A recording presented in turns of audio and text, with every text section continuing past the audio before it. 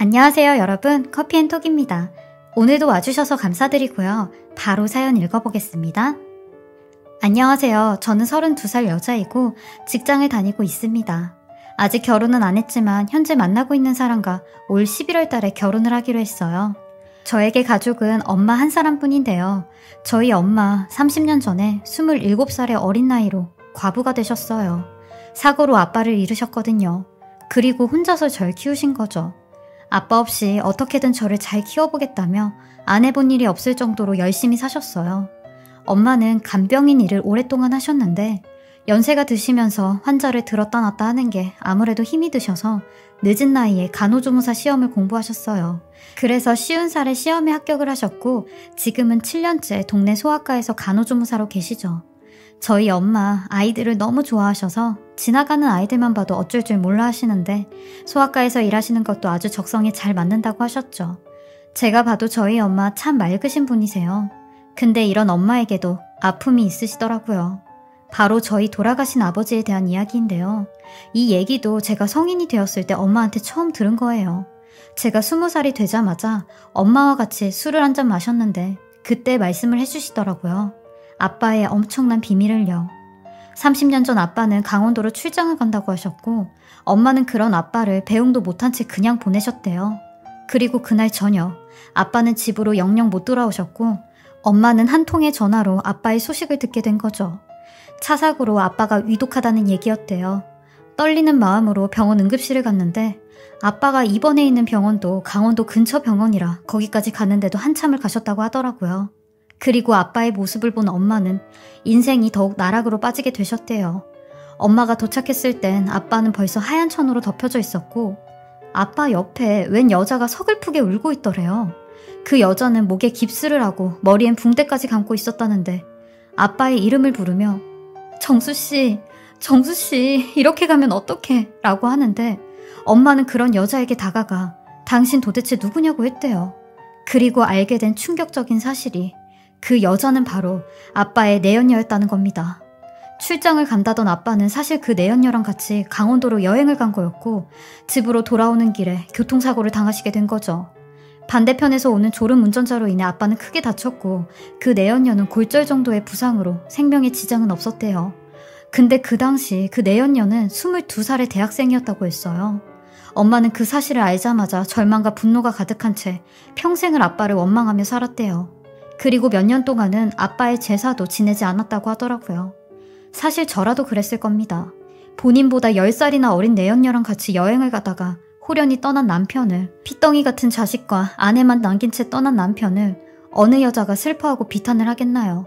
그 얘기를 듣고 저는 너무 충격을 받았어요. 이날 이때까지 아빠의 죽음에 이런 사연이 있을 줄은 꿈에도 몰랐거든요. 엄마는 이런 아픔을 간직한 채 남자라면 치를 떨고 돌같이 생각하며 저 하나만 보고 사셨던 거더라고요. 하긴 제가 고등학생 때였나? 엄마를 좋아하셨던 과일가게 아저씨가 한 분 계셨어요. 맨날 저를 불러서 검은 봉지에 가득히 과일을 싸주시며 엄마랑 먹으라고 하셨죠. 엄마도 그 아저씨를 싫어하진 않으셨던 것 같아서 제가 먼저 엄마한테 엄마는 외롭지도 않아? 10몇 년을 혼자 살았는데 이제는 친구도 좀 사귀어보고 연애도 좀 해보고 그래. 과일가게 아저씨 나쁜 사람처럼 보이진 않던데 라는 얘기를 했다가 엄마한테 엄청 혼났어요. 너는 엄마한테 할 말이 있고 하지 말아야 될 말이 있지. 네 엄마가 다른 아저씨랑 하하호하면서 같이 있는 게 좋아 보이니?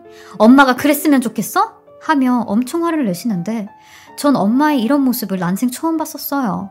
근데 이런 말 못할 사연이 있으셨으니 엄마가 이랬던 거구나 생각이 들었죠. 엄마 나름대로 아빠가 딴 여자를 만났다는 트라우마가 심하셨나 봐요. 가여운 저희 엄마, 본인의 모든 걸 희생하며 저를 키우셨고 이제는 딸 시집까지 보내시게 된 거죠. 아직 결혼할 날이 1년 정도 남았는데 결혼을 하면 아마 남편 직장이 있는 곳으로 이사를 가야 해서 엄마와 꽤 멀리 떨어져 살아야 했어요. 그래서 최대한 엄마와 많은 시간을 보내야겠다 생각을 했죠. 근데 엄마는 토요일도 일을 나가셔서 3시 이후로나 퇴근을 하고 오세요. 그래서 토요일 저녁마다 엄마와 시간을 보내야겠다 마음을 먹고 엄마 병원에 찾아갔습니다. 깜짝 놀래켜 드리려고 일부러 연락도 없이 엄마를 찾아갔어요. 그리고 방해되지 않게 진료 끝나는 시간에 맞춰서 갔죠. 근데 프런트엔 엄마의 모습이 보이지 않는 겁니다. 혹시 진료실에 계시나 싶어 같이 일하시는 직원분께 여쭤봤어요. 그러니 아, 박 언니 따님분이시구나. 근데 엄마 토요일마다 근무 안 나오시는 거 모르셨어요? 꽤 됐어요. 한 5개월 전부터 토요 근무 안 하신다고 하셨는데 엄마한테 한번 연락해봐요 라고 하셨죠. 전 전혀 몰랐습니다. 아니 5개월 동안 엄마가 토요일마다 병원에 안 나가셨다니 분명히 저한테는 토요일마다 병원 갔다 오겠다고 하시며 나가셨는데 이게 무슨 일이지 싶었어요. 그리고 제일 먼저 드는 생각이 아, 엄마한테 무슨 일이 생겼구나 라는 생각이었죠. 그리고 곧장 엄마에게 전화를 했어요. 근데 엄마는 어김없이 거짓말을 하시더라고요. 응, 딸. 엄마 지금 막 병원 끝나서 마감하고 여기 간호사 쌤들이랑 저녁 같이 먹고 들어갈게. 왜? 딸 무슨 일 있어? 라고 하시는데 일단 모른 척하고 알겠다고 했습니다. 저한테 거짓말까지 하시면서 숨기려고 하는 게 뭔지 알아봐야 되겠더라고요. 그래서 집으로 돌아와 엄마 방을 샅샅이 뒤졌습니다. 혹시 뭐라도 나올지 알고요. 근데 별건 없더라고요. 그럼 남은 방법은 하나뿐이었어요.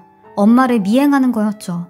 근데 또 문제는 제가 엄마 일하시는 곳에 갔다 왔다고 그 직원분께서 얘기를 할까봐 그게 걱정이었는데 다행히 엄마가 별 말씀이 없으시더라고요. 그렇게 전 토요일날 일을 간다고 하시는 엄마 뒤를 미행했어요. 엄마한테는 오늘 오전에 볼 일이 있다고 일찍 나갔고 멀찌감치 차에서 엄마를 지켜보고 있었죠. 엄마는 도로까지 나와 택시를 잡고 어디론가 향하셨어요. 그리고 역시나 엄마가 향하신 곳은 대학병원이었습니다. 저는 그 모습을 보고 다리가 후들거렸고 내가 그럴 줄 알았어. 엄마 어디 아프구나 싶었어요. 저는 주차를 하고 곧장 엄마를 쫓아갔어요. 그리고 병원에 들어가자마자 엄마를 찾았고 엄마를 부르려고 하는 순간 세상에 엄마가 어떤 앞이 안 보이시는 여자분의 손을 잡고 그 여자분을 부축하며 2층 진료실로 올라가시는데 그 여자분이 앞이 안 보이시는 걸 어떻게 알았냐면 그 맹인용 지팡이로 알 수 있었죠. 그 지팡이를 쓰고 계셨거든요. 저는 도대체 이게 무슨 상황인가 싶었고 어안이 벙벙했어요. 그리고 엄마와 그 여자분은 소화기 내과로 들어가시더라고요. 저는 일단 그 두 분이 나오실 때까지 저 멀리서 숨죽여 지켜보고 있었습니다. 그리고 엄마를 기다릴 동안 정말 많은 생각을 했어요. 아니 만약에 엄마가 저분을 도와주시는 거라면 저한테 얘기를 안 할 하등의 이유가 없었거든요. 근데 이런 얘기도 안 하시고 5개월 전부터 토요일 근무도 안 하시고 뭔가 계속 찜찜한 상황이었어요. 그러던 찰나 엄마와 그 여자분이 진료실에서 나왔고 수납을 하러 창고 쪽으로 가시더라고요. 저는 최대한 몸을 사리고 엄마 눈에 띄지 않게 조심히 따라갔습니다. 그리고 대기 의자에 앉아 두 사람의 대화 내용을 엿듣게 되었어요. 형님, 오늘도 고마워요. 이렇게 토요일마다 같이 병원에 와주고 형님한테 그렇게 큰 신세를 졌는데 이런 일까지 부탁해서 미안해요. 형님은 내가 많이 미울 텐데 30년 동안 우리 미연이 키워주고 나 항암 치료하는 것까지 다 데리고 다니고 그 보답을 내가 어떻게 해야 돼요? 라고 하는 겁니다. 저는 그 말을 듣자마자 제 귀를 의심했어요. 미연이, 그 이름은 제 이름이었거든요. 그러니 이윽고 엄마가 자네가 미연이 그 어린 것을 품에 안고 나한테 키워달라고 데리고 오는데 내가 차마 그 어린 것을 내칠 수가 없겠더라고. 나 자네 보고 미연이 키워준 거 아닐세. 자네는 30년 전에 내 남편과 불륜한 내연녀 그 이상 그 이하도 아니야 라고 하시는데 저는 그 얘기를 듣자마자 떨리는 손으로 들고 있던 핸드폰을 놓치게 되었습니다. 쿵 하는 소리와 함께 엄마도 놀라서 뒤를 쳐다보셨고 제가 뒤에 있는 모습을 보시게 되셨어요. 엄마는 절 보자마자 반 비명 섞인 목소리로 미연아 라고 하시며 절 향해 달려오시는데 저는 그런 엄마를 보고 아무 소리도 못한 채 눈물만 흘리고 있었습니다. 그러니 엄마 옆에 앉아있던 그 아주머니도 미연이란 소리에 경기를 하시며 다급하게 지팡이를 빼시더니 탁탁거리는 소리와 함께 냅다 도망을 가시는 겁니다. 그러더니 앞에 있는 턱을 인지하지 못하셨고 그 바람에 턱에 걸려 넘어지셨어요. 엄마는 저한테 미연아 잠깐만 기다려 하곤 그 아줌마에게로 가셨고 그 아줌마를 일으켜 제 쪽으로 다시 다가오시는 겁니다. 저는 엄마에게 울부짖으며 엄마 이게 다 무슨 말이야? 이게 다 무슨 소리야? 했어요. 나 저 아줌마랑 엄마가 지금 무슨 소리 하는지 모르겠어. 내가 엄마 딸이 아니라 30년 전에 아빠랑 내연녀 사이에서 태어난 저 아줌마 딸이라고? 엄마 아니지. 나 엄마 딸이지. 엄마 얘기 좀 해봐. 나 저 사람 딸 아니라고. 얘기 좀 해보라고 라고 했어요. 그러니 엄마는 저와 그 아줌마를 데리고 일단 밖에 조용한 곳으로 가자고 하셨어요. 그리고 엄마에게 들은 얘기는 제가 감당할 수 없을 정도로 충격 그 이상의 얘기였습니다. 30년 전 아빠의 내연녀, 그러니까 제 생모는 저를 임신 중이었대요. 그 여행도 임신 기념으로 가게 된 여행이었다고 하더라고요. 엄마는 그 사실을 알고 나서 더 눈이 뒤집혀지셨고 돌아가신 아빠를 평생 원망하고 제 생모를 평생 증오하기로 마음을 먹으셨대요. 근데 2년 뒤 제 생모가 시력을 잃은 채 엄마를 찾아왔대요. 자동차 사고 후유증으로 눈이 점점 안 보이지기 시작하더니 결국엔 두 눈의 시력을 다 잃게 되셨다는데 제 생모가 제게 그러더라고요. 미연아, 내가 엄마라고 하기도 염치 없지만 내가 널 버리려고 해서 버린 게 아니야. 내 눈이 이렇게 돼버리니 내 손으로 널 키울 수가 없겠더라고. 분유를 타서 먹여야 되는데 분유가 어디 있는지도 보이지 않고 너는 배가 고픈지 집이 떠나갈 듯이 울더라고. 그래서 그때 결심하고 형님을 찾아간 거야. 염치 없고 내가 죄인인 건 알지만 다른 곳에 너를 보낼 순 없었어. 아무런 기대 없이 형님을 찾아갔는데 형님이 이런 날 보고 널 받아주시더라고 하며 우시는 겁니다. 그리곤 제 생모가 더듬거리는 손으로 제 손을 막 찾으시는 겁니다. 죽기 전에 제 손 한번 만져보는 게 소원이었다면서요. 저는 그런 생모의 손을 뿌리치려고 했어요. 그러니 엄마가 제게 그러더라고요.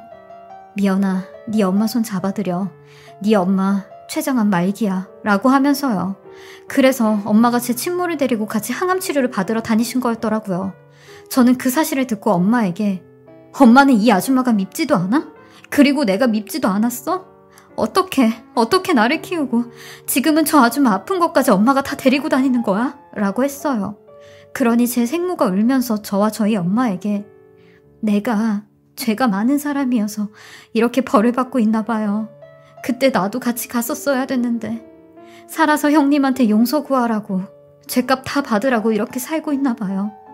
형님 눈에 피눈물 흘리게 했으니까 나는 이렇게 벌 받아도 마땅해요. 라고 하는데 그 순간 모든 상황이 저에겐 견딜 수 없을 정도로 힘들었어요. 몇 시간 만에 30년 전 그 모든 비밀을 알게 되었으니 감당이 안 되더라고요. 전 제 손을 꼭 잡고 있는 생모의 손을 억지로 떼어내며 엄마한테 그만 가자고 했어요. 나한테 엄마는 엄마 하나라고, 난 저 사람 딸 아니라고 했죠. 그리고 뒤도 안 돌아보고 갔습니다. 근데 왜 이렇게 눈물이 쏟아지는지 저도 알 수가 없었죠. 제 존재를 알고도 날 키워준 엄마, 그리고 앞이 안 보이는 내 생모, 제가 이 두 사람의 피를 빨아먹고 사는 기생충 같았습니다. 그리고 두어 시간 뒤 엄마가 집에 들어왔고 제게 그러시더라고요. 나는 미연이 널 한 번도 미워하지도 증오하지도 않았어. 처음 네 생모가 널 데리고 날 찾아왔을 때 물을 한 바가지 받아와서 널 안고 있는 네 생모한테 사정없이 들이부었어. 여기가 어디라고 찾아오냐고. 천하의 쓰레기 같은 인간이라고 소리를 질렀지. 그러니 너도 울고 네 생모도 울더라. 근데 이 조그만 것이 지친 엄마 품에서는 그렇게 앙칼지게 울어대다가 내가 안아주니까 손가락을 빨면서 이내 잠이 드는데 잠자는 모습이 얼마나 천사 같은지 네 아버지 모습도 보이고 그래서 내가 키우겠다고 한 거야. 내 자식처럼 키우겠다고, 걱정 말라고, 약속하겠다고. 그리고 어쩌면 내가 네 아버지를 증오한 게 아니라 그리워했나 봐. 그래서 너를 보면서라도 네 아버지를 기억하고 추억하고 싶었나 봐. 미연이 너도 네 아버지 젊었을 때 사진 봐서 알잖아. 너랑 아주 판박이인 거 라며 미소를 보이시는데 저는 그런 엄마에게 다가가 엄마를 부서질 듯이 꽉 껴안아드렸습니다. 엄마가 날 살린 거라고. 엄마니까 내가 이렇게 예쁘고 행복하게 클 수 있었던 거라고 했어요. 그리고 다음 생엔 꼭 엄마 딸로 태어나고 싶다고 했죠. 저는 그날 제 평생 흘렸었던 눈물만큼 하루 동안 눈물을 흘린 것 같아요. 엄마는 평생 이 비밀을 간직하려고 했었는데 이렇게 다 얘기하니 차라리 마음이 홀가분하다고 하더라고요. 이제야 두 다리 뻗고 잘 것 같다면서요.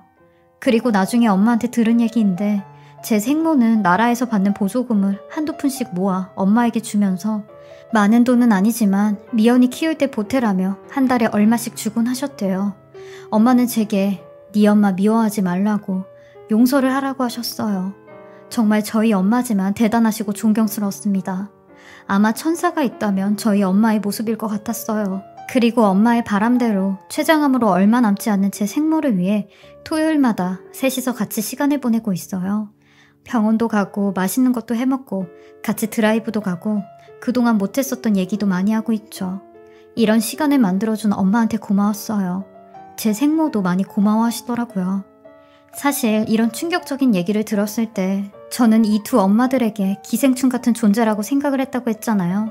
나만 태어나지 않았다면 두 사람 모두가 힘들진 않았을 텐데, 서로의 마음에 짐이 없었을 텐데 하곤 생각했었는데 그게 아니었더라고요. 두 엄마들은 저로 인해 매 순간마다 행복하셨대요. 절 키워준 엄마는 절 키울 수 있어서 행복했고, 절 낳아준 엄마는 절 낳을 수 있어 행복하셨다는데, 그 말을 듣고 아, 내가 태어나길 잘했구나 라는 생각이 들었습니다. 그리고 원래는 내년에 결혼을 하려고 했었는데 저희 생모를 위해 올 11월 달로 앞당겨 결혼을 하기로 했어요. 저는 결혼할 때 혼주석에 두 분 다 앉혀드리려고 생각하고 있어요. 저는 다른 사람들보다 엄마의 사랑을 2배나 받았잖아요. 그래서 이 두 분께 받은 사랑 잘 간직하고 마음 깊이 새겨서 효도도 잘하고 행복하게 살려고 합니다. 제 길고 긴 사연 들어주시고 읽어주셔서 감사하고요. 제 사연 들어주신 모든 분들도 행복하시길 바랍니다. 지금까지 사례자분의 글을 읽어보았는데요. 정말 감동적인 사연입니다. 특히 사례자님을 키워주신 어머니의 사랑에 저도 가슴이 울컥했어요. 사례자님을 대신 키우는 게 쉽지 않은 결정이셨을 텐데 정말 대단하시고 사랑이 가득한 분이라는 걸 느낄 수 있었어요. 사례자님 말씀대로 두 어머니께 받은 사랑 또 다른 사랑으로 보답하시고 항상 행복하셨으면 좋겠습니다. 지금까지 커피앤톡이었습니다. 오늘도 제 채널을 봐주셔서 감사합니다. 저는 다음 영상으로 또 찾아뵙겠습니다.